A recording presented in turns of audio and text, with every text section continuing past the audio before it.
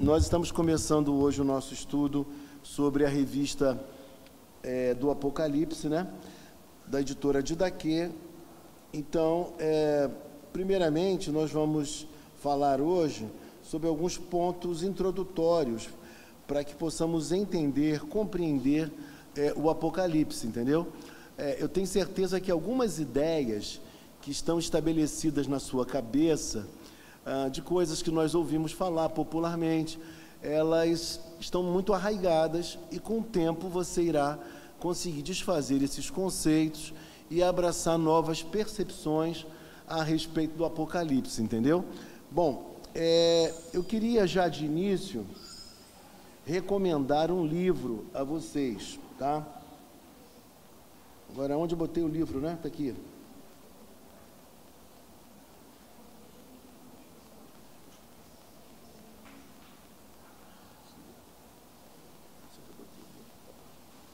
Bom, eu queria recomendar a vocês o livro do Louis Berkhof, eu não sei onde eu botei não, mas o livro do Louis Berkhof sobre introdução ao Novo Testamento.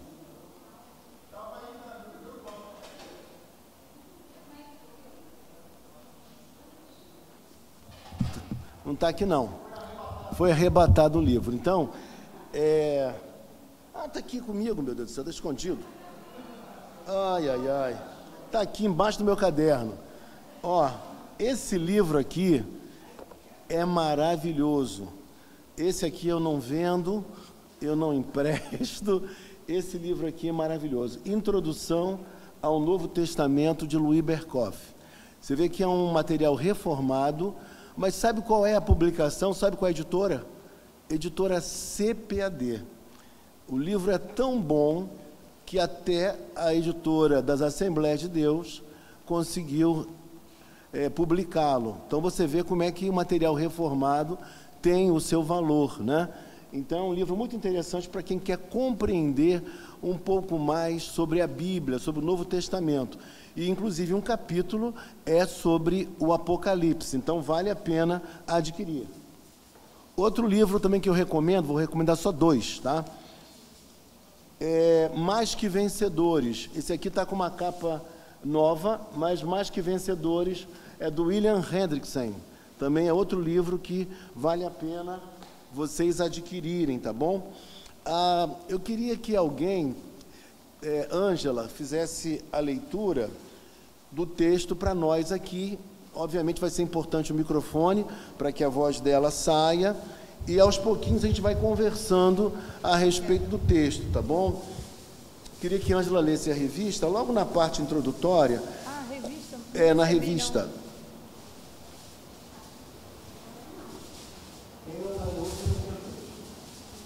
Obrigada. Então, vamos lá? Eu vou pedir para a Ângela abrir justamente no texto introdutório que fala Entendendo o Apocalipse, do doutor Carlos Ribeiro Caldas Filho. Introdução à literatura apocalíptica e ao Apocalipse de João. Você que tem lido a Bíblia, com certeza já observou que nas Escrituras encontram-se diferentes tipos de textos. Em outras palavras, os textos bíblicos são escritos de várias formas. Há, por exemplo, textos de narrativa, Gênesis, Êxodo, os livros de Samuel, Reis, Crônicas, etc. Os livros poéticos, Salmos, Provérbios, Cantares, e boa parte dos livros que chamamos de proféticos, Isaías, Jeremias, Ezequiel, Daniel, etc. Você já observou que um evangelho é diferente de uma epístola e que um salmo é diferente de uma narrativa? Quem quer fazer uma boa interpretação da Bíblia precisa prestar atenção a essas diferenças.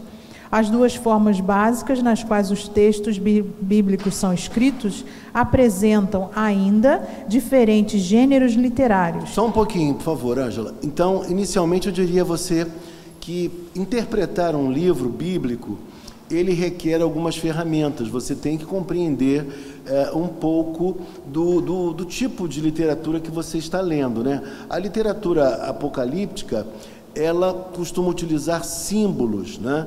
Então, os estudiosos dizem que aproximadamente 300 símbolos no Apocalipse. O grande equívoco nosso é quando a gente quer interpretar cada um desses símbolos e a gente acaba perdendo o todo do livro ou da passagem, entendeu? Então a gente olha para o detalhe e acaba se perdendo na mensagem central. O perigo da gente fazer uma interpretação equivocada de um texto é que nós podemos incorrer no erro de colocar na boca do autor aquilo que o autor não quis dizer, né? Então tem que haver esse cuidado. Por exemplo, as narrativas do Novo Testamento, por exemplo, elas não são propícias para nós estabelecermos doutrina, né? Quais são os textos que nós podemos fazer doutrinas, devemos fazer doutrina no Novo Testamento? São as epístolas, porque nas epístolas, por exemplo, o apóstolo Paulo, que escreveu a maioria das epístolas, 13 ou quem sabe 14, porque Hebreus nós não sabemos quem é o autor, o que acontece? Ele foi tratando de cada situação, de cada problema, de cada realidade das igrejas locais, e ele foi trazendo instrução para cada tipo de ocorrência, entendeu? Então, por isso, o autor desse texto, o Carlos Ribeiro Caldas, ele fala sobre a importância de nós sabermos interpretar devidamente os textos bíblicos, tá bom? Então, continua, Ângela. Por isso, encontramos na Bíblia leis, genealogias, lamentações, profecias, poesias didáticas, hinos, etc. Cada gênero literário apresenta a mesma verdade, embora de maneiras diferentes. Mas há um gênero em especial que se destaca. É o gênero que está mais presente no último livro da Bíblia, o Apocalipse de João. Este gênero é chamado apocalíptico.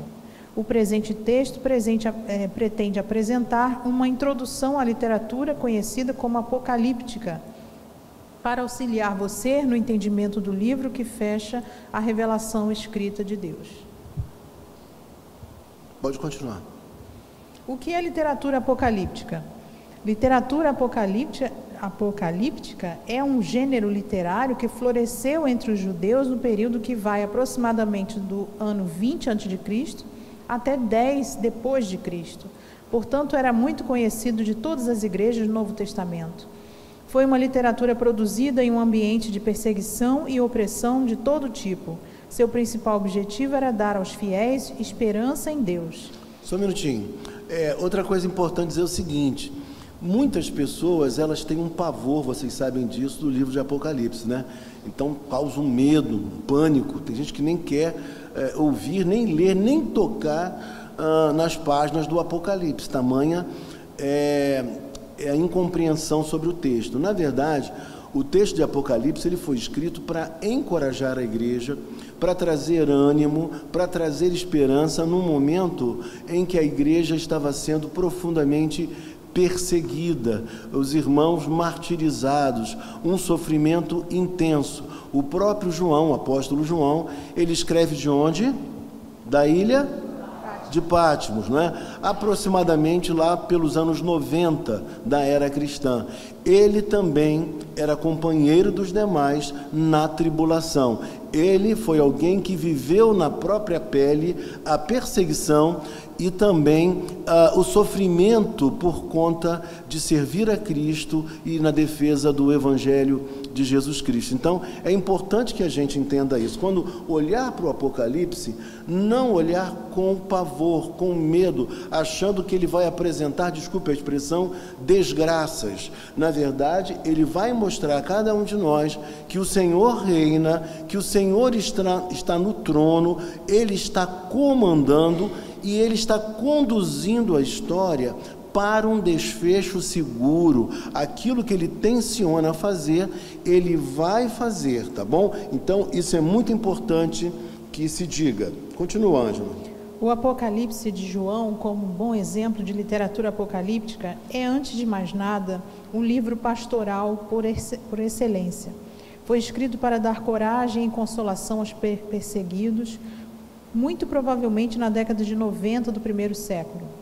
Domiciano, imperador romano, estava promovendo uma perseguição intensa contra os cristãos, em toda a extensão do império. Ele exigia que todos, em toda parte, o adorassem. Alguns chegaram a pensar que Domiciano fosse o imperador Nero, redivivo. Nero havia morrido há uns 30 anos antes. Os cristãos viviam tempos difíceis. O policiamento do Estado romano era severo naqueles dias contra os que se recusassem a adorar o imperador. Só um minutinho, nós pregamos aqui diversas mensagens sobre as cartas à igreja de Éfeso, Esmirna, Pérgamo, Tiatira, Sardes, Filadélfia, Laodiceia, né? E o que acontece? Todas as igrejas, 7 igrejas da Ásia Menor, nós pregamos aqui algumas mensagens a respeito disso. Essa realidade que nós vimos aqui, vimos nas pregações, quero dizer, é essa realidade que o autor está comentando, né? O que ele está dizendo aqui para a gente é que os irmãos do primeiro século, eles enfrentaram uma grande perseguição, inclusive com a obrigação, a imposição do Império Romano, deles adorarem ao imperador. O culto ao imperador, ele era presente naqueles dias. Então havia uma vigilância, uma fiscalização, e quem não adorasse o imperador sofria as consequências da desobediência, entendeu? Então a gente estudou inclusive que bastava que adorasse uma vez por ano, já estava bom, mas o crente não poderia de maneira alguma fazer tal coisa, né? E por isso ele era prejudicado, o crente sofria dentro dessa realidade. Vamos relembrar então Éfeso, Esmirna, Pérgamo, Tiatira, Sardes, Filadélfia e Laodiceia, as 7 igrejas da Ásia Menor. Continua, Ângela. Muitos livros foram escritos nessa perspectiva no mundo antigo. Estudiosos bíblicos reconhecem que há trechos de literatura apocalíptica em Daniel, Isaías, Zacarias e, como não poderia deixar de ser, no Apocalipse de João. A literatura apocalíptica faz amplo uso de uma linguagem figurada e simbólica, que seja facilmente entendida por seus destinatários. É o que se encontra com abundância no Apocalipse de João. No entanto, há diferenças tremendas entre o Apocalipse de João e outros apocalipses escritos naquela época. Uma delas era seus autores querendo dar a impressão de antiguidade aos seus textos. Usavam pseudônimos, nomes de personagens famosos da antiguidade, como Enoque ou Abraão. De maneira diferente, o autor de Apocalipse cristão se identificava como sendo João. Apocalipse 1, de 1 a 4, 22, 8. Que estava exilado na ilha de Patmos por causa da palavra de Deus e do testemunho de Jesus. Apocalipse 1, 9. Continua? Só um minutinho.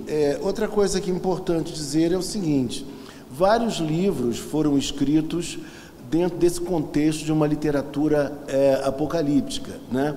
Então, como Ângela leu, livros que eram escritos com uma linguagem simbólica. Mas nem tudo que está dentro do Apocalipse é simbólico, tá? Então tem momentos literais e tem momentos simbólicos. Então a arte da interpretação, ela requer uma habilidade e as ferramentas adequadas para que a gente possa interpretar devidamente e compreendendo a mensagem do autor, né? Alguns livros foram escritos e pessoas usaram pseudônimos, né? Pseudo, né, do grego vem a significar falso, né? Então é alguém que toma emprestado um nome de alguém famoso, de uma pessoa famosa, para poder creditar valor ao seu escrito, entendeu? Alguém se passando, por exemplo, por algum personagem importante da igreja, para que quando alguém lesse aquele texto, entendesse que tinha valor, que tinha importância, entendeu? Então é muito importante que se diga isso também. Além disso, um outro aspecto que eu queria explicar para vocês é que quando pessoas escrevem dessa maneira, querendo se passar, por exemplo, por João, algumas pessoas fizeram isso e elas acabaram utilizando o texto de João, mas deturpando aquilo que João, na verdade, escreveu, entendeu? Foi um outro aspecto que é importante a gente frisar também. Continua, Ângela. João não é um herói do passado. Antes é um companheiro da tribulação, do presente.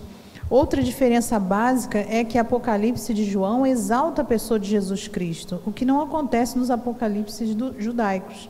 É bem verdade que houve, posteriormente, outros apocalipses escritos por cristãos, mas não passavam de cópias grosseiras do Apocalipse de João. Sim.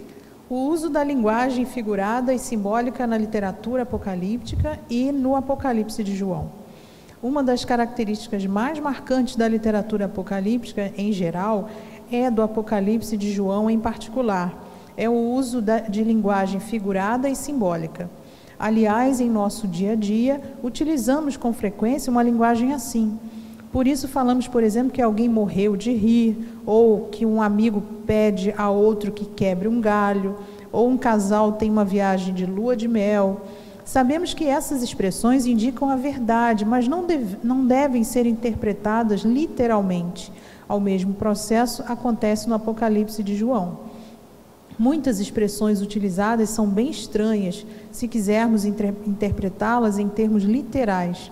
O melhor é entendê-las como devem ser entendidas, como símbolos que apontam para uma realidade. Algumas são interpretadas no próprio texto. Os 7 candeeiros de ouro são símbolos das 7 igrejas que recebem a mensagem do livro. O cordeiro é claramente símbolo de Jesus. O linho finíssimo com que a esposa do cordeiro se veste simboliza os atos de justiça dos santos. Outros símbolos que não são explicados no texto devem ser interpretados com prudência, à luz de um conhecimento da literatura bíblica. Só um minutinho. Outro aspecto interessante de frisar: por que o Apocalipse foi escrito numa linguagem simbólica? Né? Eu me lembro que, estudando esse assunto há um bom tempo atrás, certo autor dizia o seguinte, explicava o seguinte: se o livro fosse, preste atenção que coisa interessante, se o livro fosse escrito numa linguagem que todos pudessem compreender, que fizesse sentido para todos os leitores, o que aconteceria? Esse livro possivelmente seria destruído, capturado e destruído facilmente.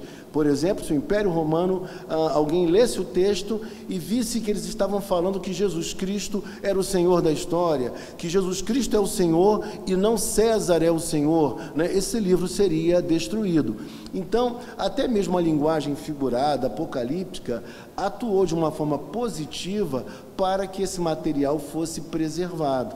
E para aqueles que eram cristãos, não era tão difícil compreendê-lo, porque toda essa simbologia, pelo menos uma boa parte dela, é clara para quem é cristão, tá bom? Então, por esse motivo, isso aconteceu. Outro aspecto que o autor comenta, que é interessante também na linguagem figurada, é que nós hoje também usamos linguagem figurada. Quando a gente chega para uma pessoa amiga e fala assim, vamos dizer assim: Paulinho, dá para você me quebrar um galho?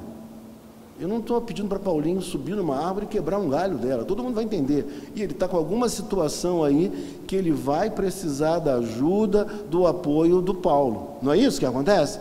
Então, é a linguagem figurada, mas todo mundo, pelo menos aquelas pessoas que estão dentro de uma cultura, dentro de uma conjuntura, uma realidade, é capaz de compreender a nossa mensagem, perfeito? Então, pode continuar um pouco mais, Ângela. Ainda com respeito à linguagem figurada do Apocalipse de João, é preciso falar sobre os números. Há amplo uso de um simbolismo numérico no livro. Essa é uma característica da literatura apocalíptica. Em alguns comentários do Apocalipse, esses números como 144.000, de 14:1, e os 1000 anos, de 21, de 1 a 6, são interpretados de modo literal. O grande problema é que as interpretações literais acabam forçando João a dizer o que ele nunca pretendeu. O quadro na página seguinte apresenta um auxílio no entendimento desses números. Há também um simbolismo de cores, em que, por exemplo, o vermelho simboliza assassinato e violência, o preto simboliza a morte, o amarelo simboliza a morte também, etc. Finalmente, há um simbolismo de lugares, no 16, versículo 16. O Armagedon não deve ser interpretado como local literal, mas como símbolo de uma grande guerra contra Deus, travada sem sucesso pelos seguidores do diabo em todos os tempos. Aqui, por exemplo, aqui tem uma coisa interessante a gente perceber. Existe a chamada numerologia bíblica. Os números, a gente vai ver daqui a pouquinho melhor, eles têm um significado, entendeu? Então, quando a gente compreende isso, ao ler o texto bíblico do Apocalipse, você consegue entender a intenção do autor, né? As cores também, como a Ângela mostrou, elas também têm o seu significado. As cidades também têm o seu significado. Por exemplo, Armagedon, Babilônia tem o seu significado, Jerusalém tem o seu significado. Tudo isso nós iremos estudar mais detidamente nas semanas que se seguem, né? Mas é só para que você entenda que se você não compreender a numerologia, você não vai compreender perfeitamente o texto. Quando eu falo que alguém é 10, o que eu estou querendo dizer com isso? Que alguém é o quê? É bom, excelente, né? Que ele é capaz. Quando eu digo, por exemplo, eu falo assim, tal casal é um casal 20, né? O que eu quero dizer com isso? Eu quero dizer que é um casal que se harmoniza bem, é um casal legal, quase que perfeito, não é isso? É o que a gente tenta dizer, expressar com o casal 20, né? Então são uma linguagem que a gente utiliza no dia a dia, a gente sabe muito bem disso. Bom, agora, Ângela, eu queria que você continuasse as principais escolas de interpretação do Apocalipse de João. Tem 3 escolas principais, gente. Isso aí é importante que você entenda bem. Vamos lá. Ao longo dos séculos, diferentes tentativas de interpretação do Apocalipse de João têm sido propostas. 3 serão aqui descritas. Preterista. A palavra pretérito significa passado. A escola preterista é a que entende que tudo que está no Apocalipse de João já se cumpriu e serviu apenas para as igrejas que o receberam no século I da era cristã. É claro que há muitas informações no livro que realmente já se cumpriram, mas se todo o livro foi escrito apenas para os cristãos do primeiro século, qual é o seu valor para os que viveram e vivem depois dessa época? Então, o que você pensa a respeito dessa pergunta?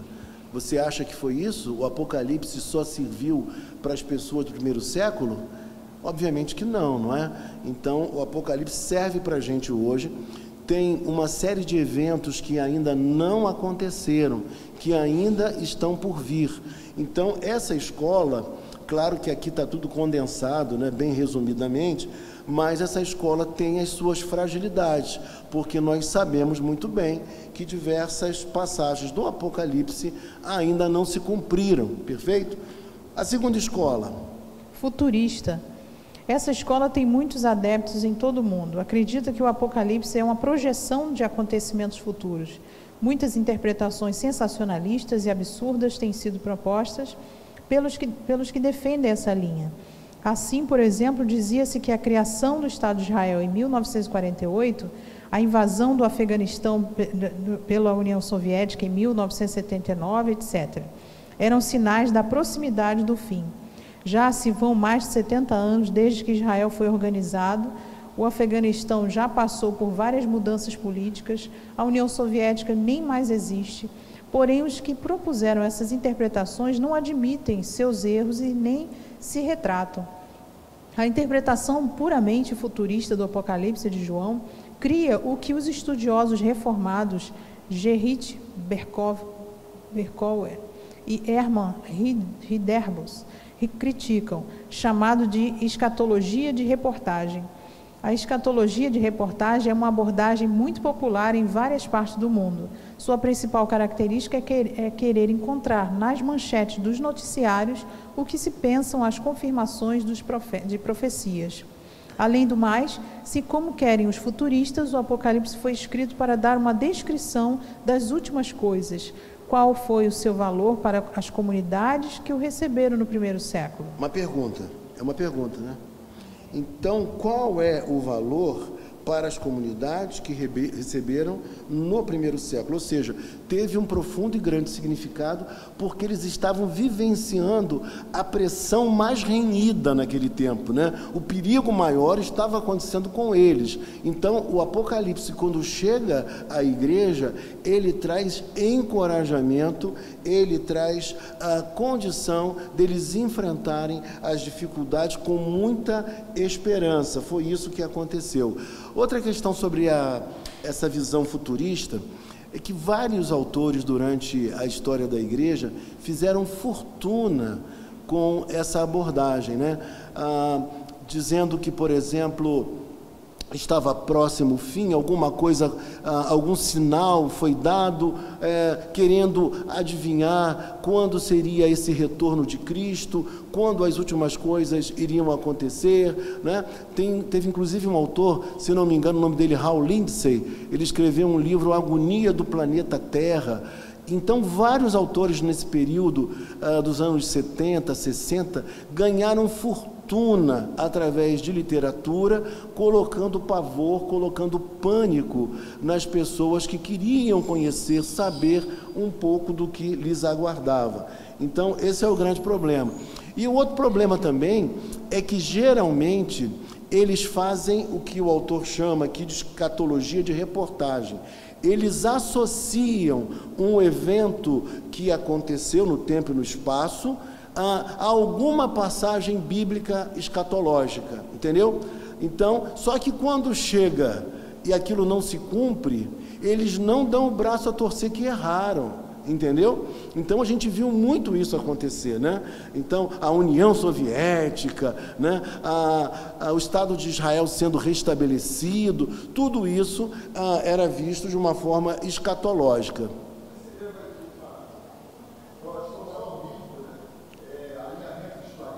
Alinhamento dos planetas.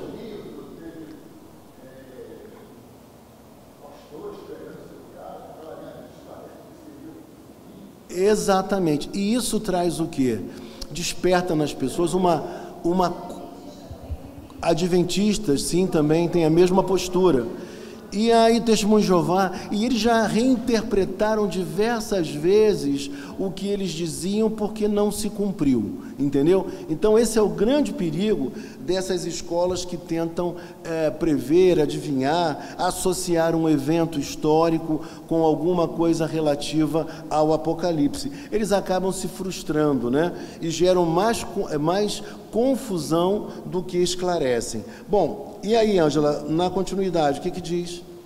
Tem um quadro falando de números e seus significados. Número 4, aí tem passagem no capítulo 7, 1, significados: o mundo, símbolo dos 4 cantos da terra, norte, sul, leste, oeste. O número 6, 666, está em 13, 18. 7 menos 1, algo imperfeito, símbolo da limitação humana. 666 é o símbolo daquilo que jamais chegará a ser 7. 42. Para só um minutinho aqui, Ângela. Esse 666 é interessante a gente falar que é o número nosso, é o número do homem, né? O homem, ele vai ser sempre imperfeito, né? Enquanto Cristo não voltar, enquanto não recebermos o corpo incorruptível, nós continuaremos a viver as nossas fragilidades, as nossas precariedades. Então, no Apocalipse, o número 6 é o número relativo a homem. Então, 666 é por isso, porque nunca vai chegar a ser 7, né? Depois, Ângela leu 42 meses.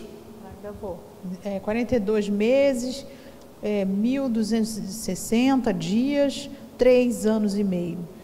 Aí é a metade de 7, simboliza imperfeição, sofrimento, perseguição, provação. E o 7, a perfeição, algo pleno, completo, acabado, etc. O 12, Israel, o povo de Deus na antiga e na nova aliança. 24, junção das tribos de Israel, antigo, e os apóstolos de Jesus. Outro símbolo que aponta para a unidade do povo de Deus nas duas alianças. E 1000, grande quantidade, indica um longo período de tempo, não necessariamente 1000 anos literais, com 365 dias e 24 horas a cada. Aqui é importante a gente frisar o seguinte, na escola, que para nós é a mais coerente, que a gente vai ler ainda, a escola que fala sobre o paralelismo bíblico, né? A gente percebe que os 1000 anos realmente não são literais. 1000 anos é um aspecto simbólico. Ele envolve a primeira vinda de Cristo até a sua segunda vinda. Esses 1000 anos, que alguns falam milênio não aparece na Bíblia, mas sim os 1000 anos, é o período da igreja. É o período no qual, vamos ver isso se der tempo ainda hoje, é o período no qual Satanás está amarrado. Pastor, mas como amarrado? Tanta maldade acontecendo. Amarrado no sentido de que seu poder está cerceado, ele não tem total liberdade para enganar as nações, como já aconteceu na antiga dispensação, no Antigo Testamento, por exemplo, entendeu? Então agora o seu poder ele está limitado. É a era da igreja, é a era do avanço, da proclamação do evangelho, da gente entrar no terreno do inimigo e salvar pessoas para Cristo. Esse é o nosso papel e a nossa tarefa. Nós só podemos fazer isso com a liberdade que temos hoje, porque o inimigo ele está amarrado, tá bom? Pode continuar, Ângela. E 144, por último, o número total de todos os salvos por Jesus, que evidentemente é muito superior a 144 mil. Vocês acham que só 144 mil serão salvos? Não, de forma alguma. Seria uma heresia, seria uma compreensão completamente equivocada do texto bíblico, né? Isso seria algo absurdo de se falar. Falam isso, falam. Exatamente. Só que eles fazem aí uma outra interpretação, né? Uma outra interpretação que não caberia aqui agora, mas é uma outra interpretação que eles fazem. Bom, paralelismo. Vamos ao paralelismo, que é a ideia. Essa ideia é a ideia que está no livro que eu indiquei aqui, no livro Mais Que Vencedores, que é um livro muito bom, do William Hendrickson, da nossa editora, tá vendo? Preciso de um microfone, né, auricular. Bom, então isso é importante que se diga. O que ele quer falar?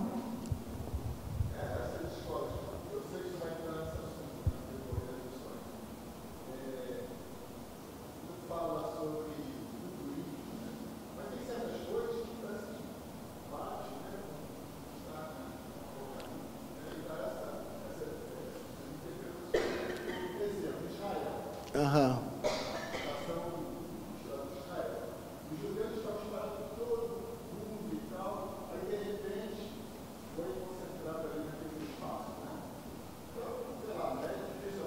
Uhum. Não, mas isso aí não tem nenhum problema, não. Isso aí. Aham.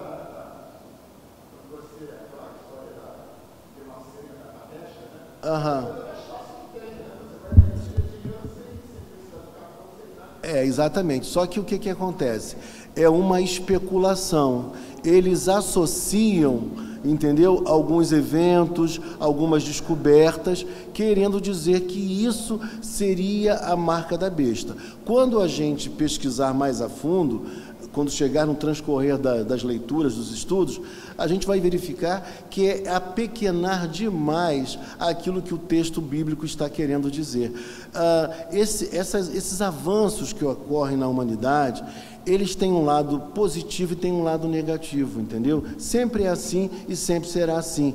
Pode ser usado por mal? Pode ser usado para o mal, mas também pode ser usado para o bem. Por exemplo, a informática.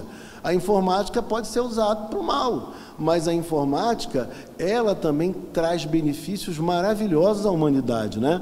A gente não pode negar, na área científica, né, na área da saúde, enfim, tem o seu lado muito positivo na informação que chega muito rápido hoje a nós.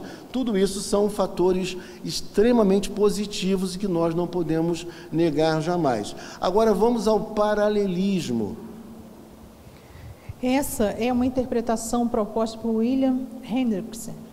no seu comentário de Apocalipse, intitulado Mais que Vencedores, publicado no Brasil pela Cultura Cristã.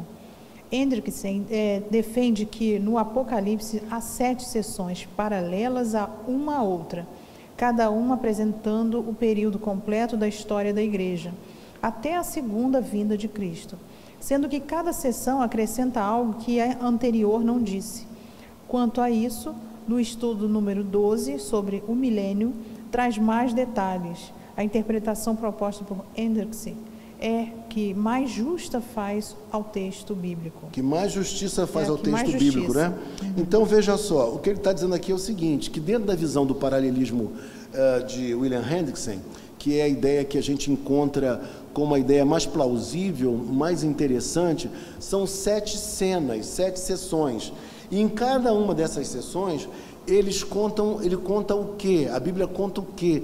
Conta toda a história da igreja, ou seja, esses 1000 anos da era da igreja, entendeu? Desde que Cristo veio até o seu retorno. Então, compreende esse período. Então, tudo é contado durante 7 vezes, só que com algumas palavras diferentes, é lógico, e com uma ampliação de cada cena. Cada cena amplia um pouco mais o conteúdo que foi contado na cena anterior. Compreende? Estende um pouquinho mais o que já foi falado antes, entendeu? Então, tipo assim, primeira cena, conta uma parte. Aí, na segunda cena, conta a mesma coisa da primeira parte, só que vai um pouco mais além, entendeu? E assim sucessivamente até o final. É isso que ele está dizendo para nós aqui, tá bom? Então, isso é importante que se diga. Bom, características teológicas do Apocalipse de João. O último livro da Bíblia tem uma rica teologia. Em síntese, eis uma apresentação de algumas de dos seus principais temas teológicos. Primeiro, o testemunho. O próprio Senhor Jesus é apresentado como sendo a testemunha por excelência. Apocalipse 1:5. Os seguidores de Jesus devem dar testemunho dele. 1:2, versículo 9 também. Ainda que o preço seja o preço de sangue. De fato, nas comunidades que receberam o livro, houve prisões e muitos martírios. Vale lembrar, na língua grega, a palavra testemunha é a mesma palavra para Marte. Em um mundo que persegue, oprime e mata os seguidores de Jesus, é importante lembrar a mensagem do Apocalipse, que garante vitória aos que são fiéis em seu testemunho. Eu não quero entrar nessa polêmica aqui agora não, mas vocês viram que a escola de samba fez, né? Então, para a escola de samba, Jesus Cristo, né, pode o quê? Perder essa guerra, essa batalha. Então, é uma incompreensão total. Né? Então, aí o que acontece? Mas o que me interessa aqui é o seguinte, essa percepção, ela foge, Sueli, ao que a Bíblia diz. A Bíblia diz que Jesus Cristo, ele já venceu a Satanás. A Bíblia nos mostra um Deus que está lá em cima, que é o Criador, e Satanás, que é o que? Criatura. Não são 2 poderes com o mesmo poder, com a mesma condição, lutando, e Deus podendo perder para Satanás. Ele já ganhou, ele já venceu. Na perspectiva divina, toda a saga humana já está concluída. Por quê?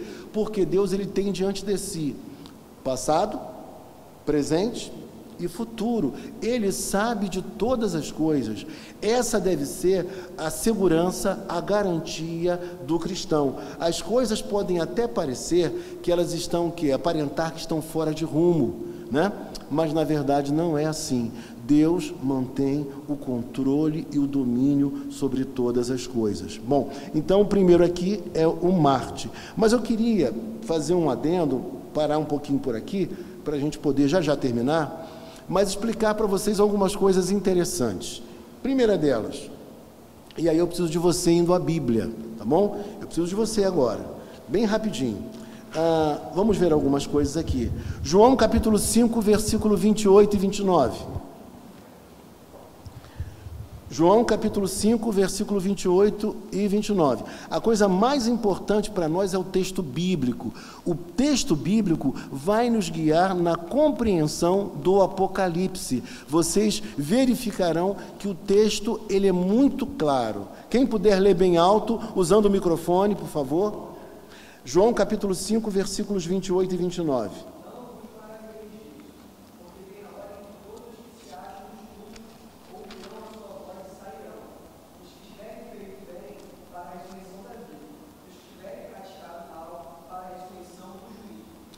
Uma coisa importante aqui, só haverá uma ressurreição, entendeu? Então, crentes e descrentes estarão aí, não é isso que o texto está dizendo para nós? Então, a gente precisa entender que outras doutrinas falam o que não está na Bíblia, e a gente entende aquilo que a Bíblia está, né? Crentes e descrentes ressuscitarão. Uma só vez, um único evento. Não tem essa ideia pré-milenista que tenta dividir as coisas, trazer assim de maneira fragmentada os eventos, como se houvesse até mesmo a possibilidade de uma salvação no período chamado de milênio. Não haverá isso. Olha que coisa estranha seria o crente vivendo juntamente com o descrente, o crente glorificado, vivendo juntamente com o descrente num mundo caído. Seria uma coisa absurda. Pode falar, presbítero?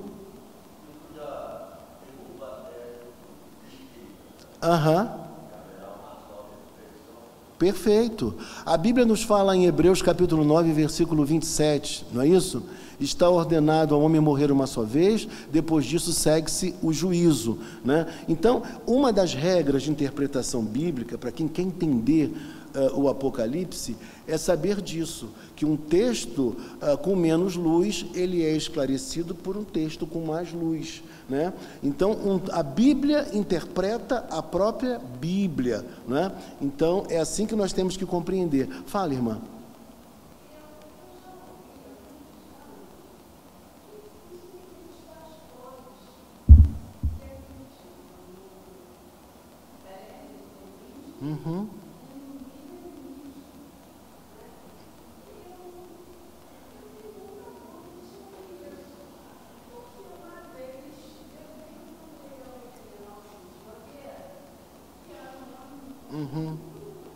Estudioso.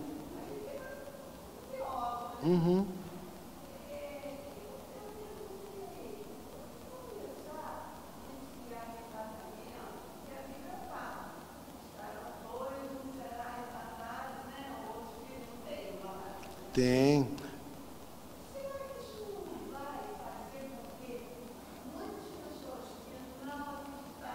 Sobre o arrebatamento não é bem essa.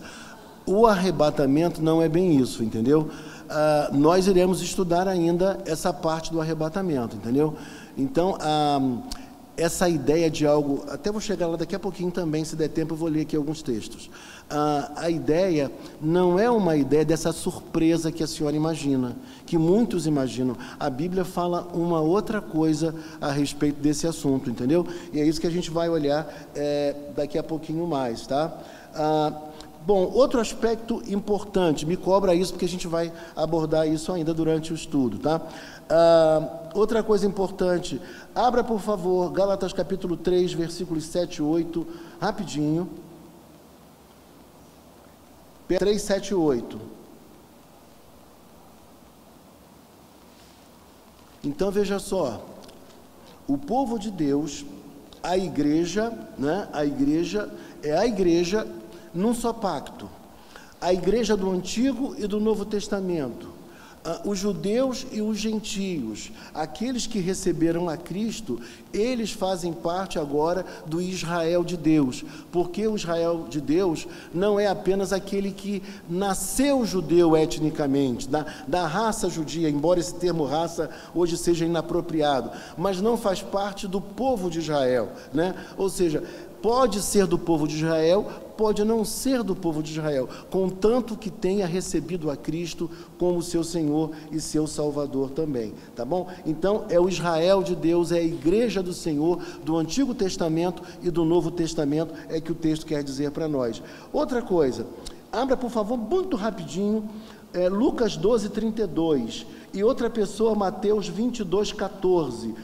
22, 14 Mateus, outro Lucas 12, 32. Olha que coisa interessante aqui para a gente. É duro dizer isso, mas a maioria não será salva.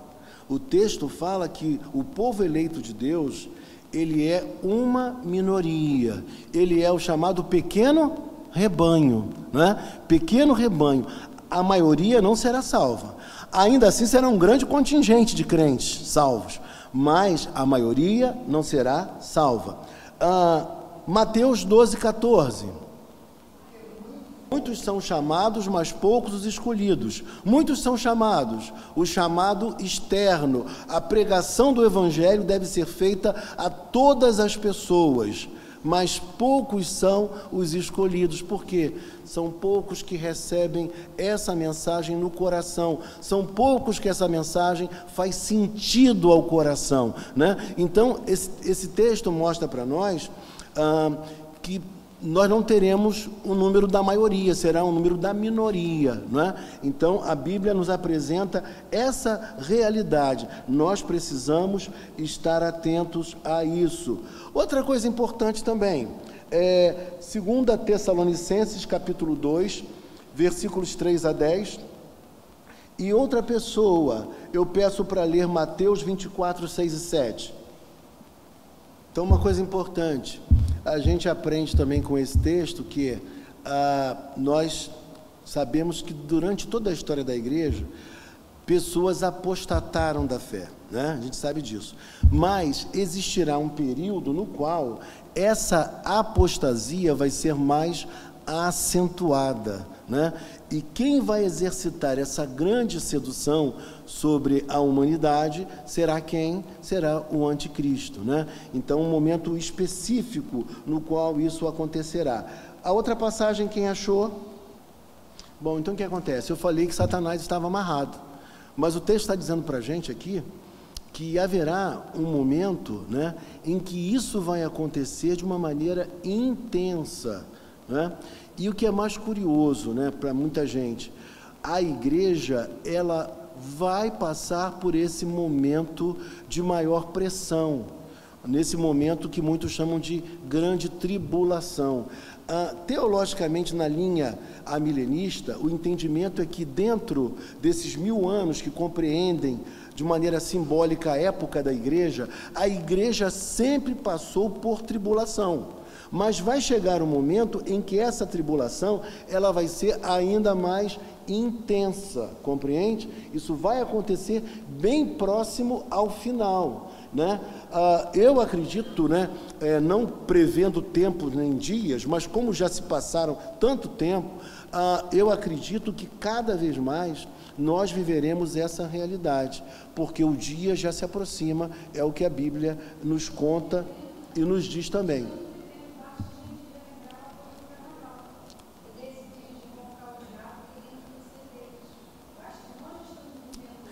Mas vai ser muito mais intenso. Já vivemos. Ele trata até mesmo dos princípios das dores, né? São eventos que nós perceberemos como eventos que já apontam para essa realidade, mas ainda não é esse momento, não é ainda a grande tribulação. Agora, preste atenção agora na pergunta da nossa irmã Alinges. A resposta para a pergunta da irmã Alinges. Mas deixa eu passar primeiro lá para o nosso presbítero. É uma interpretação equivocada do que a Bíblia diz, né? Então, mas vamos lá. Agora, a resposta da nossa irmã Alinges. Quem pode abrir aí Mateus 24, 22? Então, veja só, uma coisa importante de se dizer aqui, né, caminhando nessa direção de responder a nossa irmã, é que os dias seriam abreviados por conta dos dos escolhidos, que a gente também chama de quê? Salvos, de eleitos, né? A gente chama dessa maneira. Então, à medida que se aproxima, o próprio Senhor é aquele que abrevia o tempo para que nós sejamos salvos por conta de quê? Do sofrimento. Um sofrimento muito intenso, e o Senhor, para nos aliviar a carga, é o que o texto nos diz aqui em Mateus capítulo 24, versículo 22. Mateus 24, 10, 12. Então, veja só, 10 até o 12, você leu?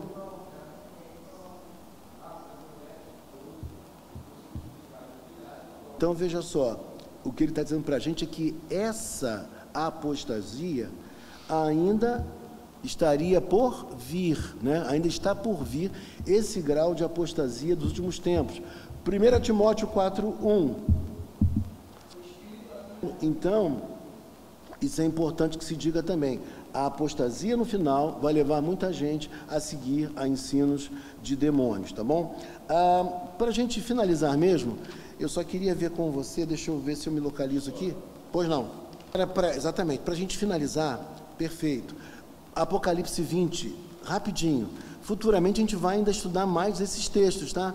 É só para você ter uma ideia do que a Bíblia diz e que muita gente não consegue enxergar e fala bobagem, né? Então, Apocalipse 20, versículos de 1 até 3. Rapidinho. Então diz assim, olha, acharam? Diz assim: então vi descer do céu um anjo, tinha na mão a chave do abismo e uma grande corrente. Ele segurou o dragão, a antiga serpente, que é o diabo, Satanás, e o prendeu por 1000 anos, tá? Essa é a única passagem na Bíblia que fala sobre, entre aspas, o milênio. Mas não fala em milênio, fala em 1000 anos. É a única passagem. E é a passagem que utilizam para falar essas esquisitices que a gente tem ouvido por aí. E aí diz mais o texto, né? Lançou no abismo, fechou-o e pôs sobre ele um selo sobre ele, para que não mais enganasse as nações até se completarem os 1000 anos.